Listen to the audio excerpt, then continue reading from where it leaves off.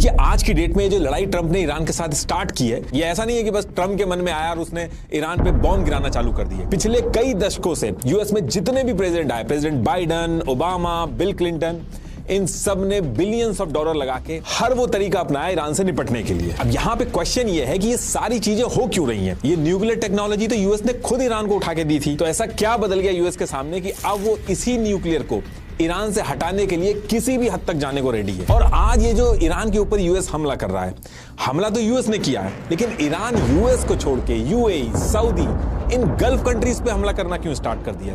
देखिए इस पूरे गेम को समझने के लिए हमें थोड़ा पीछे जाना पड़ेगा, तभी ये सारी चीजें क्लियर होंगी। अभी अगर इसी समय आप एक मैप और एनर्जी का डेटा उठा के देखें तो उससे आपको एक चीज तो समझ में आ जाएगी कि ईरान मिडिल ईस्ट का बस ऐसा ही कोई नॉर्मल देश नहीं है, बल्कि जो पूरी दुनिया की एनर्जी पॉलिटिक्स है उसका बहुत बड़ा प्लेयर है। ऑयल और नेचुरल गैस के रिजर्व इतने सारे हैं ईरान के पास कि अकेला ईरान इस पूरी दुनिया की एनर्जी सप्लाई को इफेक्ट करने का दम रखता है। तो देखिए यही सारी चीजें 1950s का जो टाइम था, उस टाइम भी ईरान के पास थी और ईरान का सब कुछ बढ़िया चल रहा था। उस टाइम पे वेस्ट कंट्रीज की जितनी भी एनर्जी नीड्स होती थी, उस पूरे में से 16% क्रूड ऑयल, 31% रिफाइंड प्रोडक्ट्स और 67% तक बंकर फ्यूल्स अकेले ईरान इनको देता था। तो इस टाइम पे वेस्टर्न कंट्रीज ने क्या किया, अपना पॉलिटिकल और डिप्लोमेटिक प्रेशर बना के ईरान से ऐसे एग्रीमेंट साइन कराए जिसमें जमीन ईरान की, तेल ईरान का, ऑयल फील्ड में जो वर्कर्स थे वो भी ईरान के, लेकिन जो एक्चुअल फायदा हो रहा था वो ब्रिटेन उठा रहा था। और ये चीज साल दर साल चलती आ रही थी। लेकिन इसके कुछ टाइम बाद ईयर 1951 में पीएम मुसादिक ईरान के पीएम बनते हैं और यहां से चीजें चेंज होती हैं। इन्होंने कहा कि ये सारी चीजें गलत हैं,